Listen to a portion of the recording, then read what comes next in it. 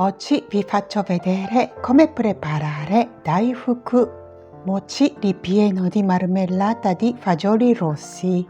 È un dolce giapponese tradizionale. Gli ingredienti sono la farina di riso glutinoso, la fecola di patate, lo zucchero e il anko, che sarebbe la marmellata di fagioli rossi che ho già preparato un po' di giorni fa. L'ho congelata dividendo e l'ho scongelata per fare daifuku. Ho già pubblicato la videoricetta di anko e il suo link lascio nella descrizione. Questi sono 3 confezioni di anko e ciascuna ha 30 g di anko e eliminiamo la pellicola.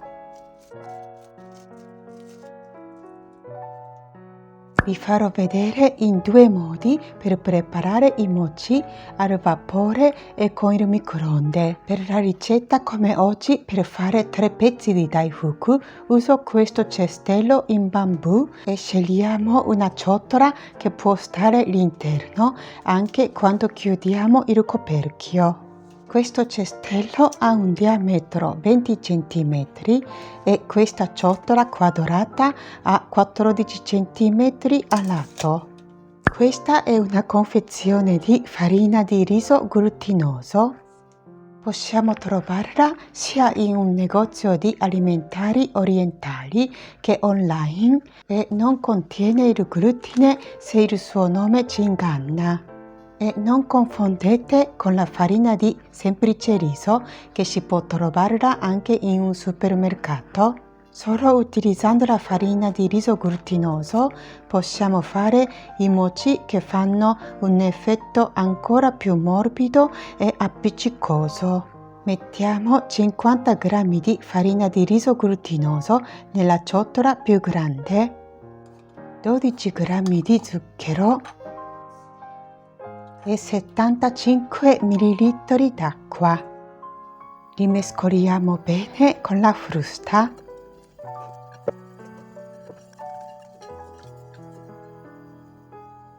Bagniamo la ciotola che usiamo per fare al vapore e mettiamo questo liquido. Questo è un piatto che vorrei mettere i mochi una volta saranno cotti e potete usare anche il piatto normale oppure lavorate anche direttamente sul tavolo. La misura di questo piatto è 26 cm per 12 cm. Mettiamo un po' di fecola di patate sul piatto. Prepariamo l'acqua calda nella pentola. Mettiamo ciotola nel cestello. Mettiamo sulla pentola il cestello e chiudiamo il coperchio. Mettiamo il timer per 4 minuti con il fuoco al medio alto. Sono passati 4 minuti.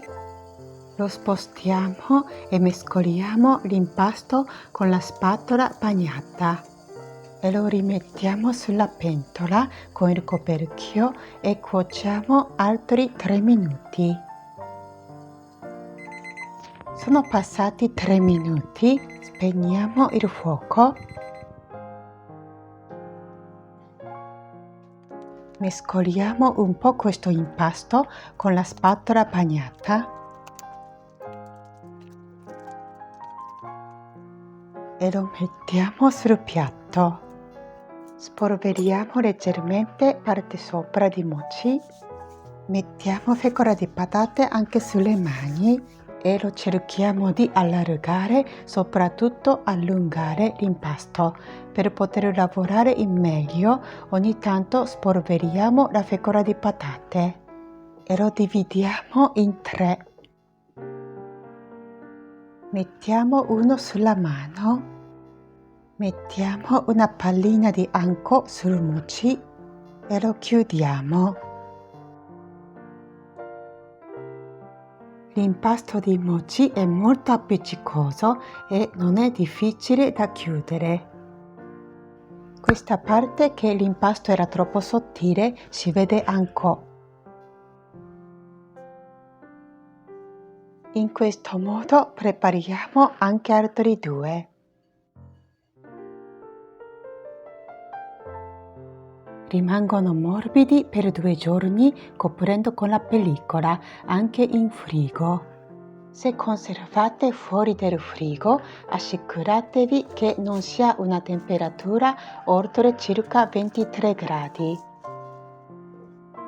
Ora vi faccio vedere in versione con il microonde. Dopo aver rimescolati bene, mettiamo la pellicola e mettiamo nel microonde 500 watt per 1 minuto e mezzo. Dopo 1 minuto e mezzo tiriamo fuori e apriamo la pellicola e mescoliamo con la spatola bagnata. Quando l'impasto diventa uniforme, rimettiamo la pellicola e mettiamo di nuovo nel microonde 500 watt per 1 minuto. È passato 1 minuto e questa volta vi faccio vedere utilizzando il tappettino. Mettiamo un po' di fecola di patate. Mescoliamo un po' questo impasto di mochi con la spatola bagnata e lo mettiamo sul tappettino. Mettiamo un po' di fecola di patate sul mochi, sulle mani e sul mattarello e cerchiamo di allungarlo.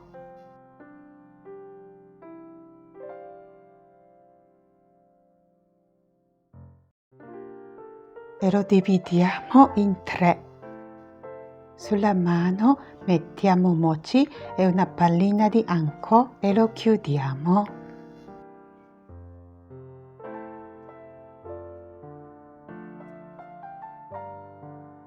Sistemiamo la forma e facciamo anche altri 2. Ecco, i nostri Daifuku mochi sono pronti. Guardate quanto è morbido, mioccoso e appiccicoso. Toccarlo è un piacere e mangiarlo è 30 volte di più. Daifuku è uno dei miei dolci giapponesi preferiti. Quando vado in Giappone spesso faccio la colazione con Daifuku e il tè verde. I fagiolini rossi azuki hanno la proprietà nutrizionale meravigliosa e nella mia ricetta per fare il anko non sto mettendo troppo zucchero rispetto a altre ricette, quindi risulta abbastanza sano come il dolce. In più senza glutine, ma stesso tempo un dolce molto soddisfacente, grazie a morbidezza, consistenza meravigliosa del mochi. È morbidissimo come se fosse la pelle dei neonati. Questo mochi fatto in casa rispetto al mochi in confezione che avrete mangiato fino ora, capirete che è tutto un'altra cosa. È elegante profumo dei fagioli rossi azuki non coperto da zucchero. Si sente anche il dolce profumo del riso glutinoso. Soprattutto rimanerete sorpresi dalla vera consistenza del mochi e poter sentire la morbidezza infinita del mochi insieme al anko è un'esperienza speciale. Se farete doppia dose, cioè anziché 3 Daifuku, 6 Daifuku, raddoppiate anche i tempi di cottura sia al vapore che al microonde. In questa videoricetta ho utilizzato il anko che ho già preparato un po' di giorni fa e l'ho congelato e l'ho scongelato. Ma se farete Daifuku con il anko che non è scongelato, potete congelare Daifuku in freezer. In quel caso coprite bene l'uno e l'uno con la pellicola e si possono conservarli per 1 mese. E quando volete mangiare li spostate al frigo dal giorno prima e mezz'ora prima di mangiare tirateli fuori nella temperatura ambiente.